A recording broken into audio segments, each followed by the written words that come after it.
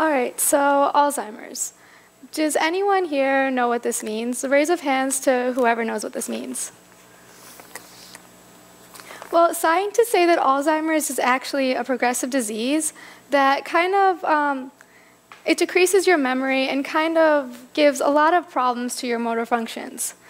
So I'm going to ask you another question. What does Alzheimer's mean to you? I'll give you some time to think about this. So to me, Alzheimer's is something that is kind of close to me. My grandpa, or as I used to call him, my nana, had it. This disease lasts a very long time. For him, he almost had it for 10 years. About a year ago, he passed away.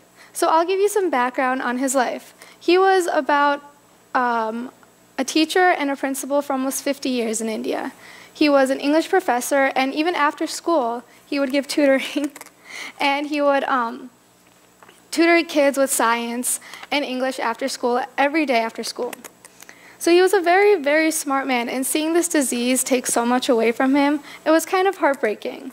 So a symptom of Alzheimer's is called retrogenesis, which I had seen in him. So what might this be? A symptom of Alzheimer's is what this is. Retrogenesis is when a person's brain is basically backtracked into their childhood. So as he got older, he started hoarding a lot of things like my books or my hairpins or my hair clips. And I felt like this was something he may have done when he was younger. He would always ask me, my sister, or my cousins to go and try to find them, like hide and seek.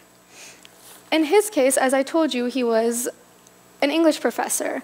So he used to forget how to speak English, and then he would go back to talking in his native language like he did when he was a kid. So sometimes my nana became anxious, and this is another symptom of Alzheimer's. They get angry, emotional, and we didn't understand what was happening. So I kept asking myself why. What did he do to deserve this? And then as years went on, and as I got older and as he got older, it started getting worse, and I came to understand that this really isn't his fault. And another question I would ask myself is, how can I help?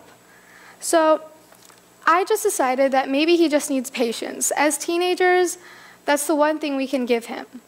So he would always ask me every single time I saw him, how old was I? What grade was I in? What did I want to be when I grow up? And this was the 3 questions he would ask me constantly, anytime I would see him. It would be after school, in the morning, every day. And I used to get frustrated, but then I had to remember that I had to step back and understand that this isn't his fault. This was just the disease talking. So what I decided to do is I wanted to help him in some way. So after he passed away, I didn't really know what to do without him. So I started attending Alzheimer's walks, and I used to walk around all the time across Lansing, in Grand Rapids, anywhere where they would have one. And then I decided, why don't I just start attending some support groups and some seminars?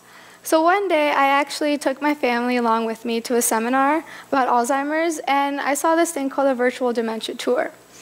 And this tour itself is actually quite heartbreaking because you get to step into people's shoes with Alzheimer's and see what they deal with on a daily basis.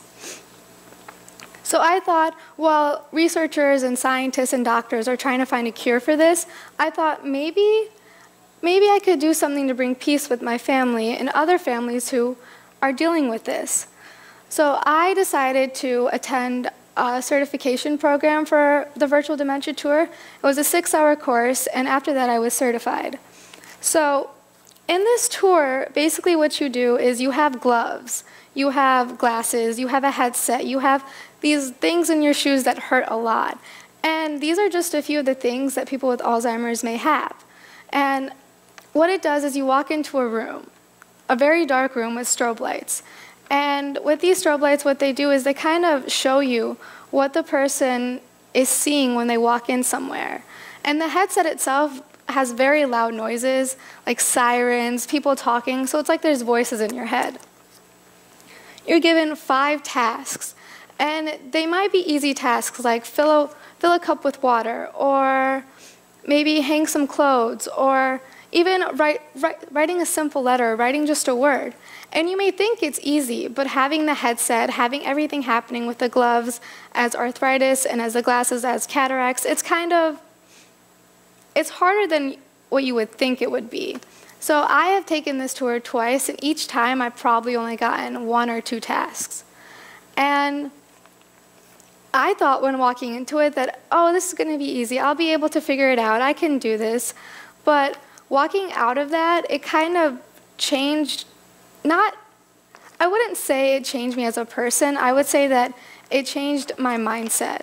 That all these people are getting frustrated with people who have dementia. They're getting frustrated because they keep asking the same questions. They can't do a simple task. And after experiencing this, I saw them in a whole new light. That they go through daily struggles just to get out of bed, just to pour a glass of water, just to wash their hands or their face or anything. And this whole experience for me, it opened up a new light. And I kind of advise everyone, if you have the chance, go find some place to take this tour. The tour actually was made by this company called Second Wind Dreams, and they do a lot of research into Alzheimer's. They do a lot of Alzheimer's awareness, and this is where the tour started itself. So, as a conclusion to what I'm trying to say is that you ever encounter someone, you have a grandparent or an aunt or someone who's showing symptoms of Alzheimer's or who has Alzheimer's, it's something that you should try to understand and try to see their point of view in this case. It's heartbreaking to see them go through this, but there's things that you can do to help. There's obviously the whole theme of this TED Talk as empathy, so you can just try to give them some of that. They deserve that at least. Thank you.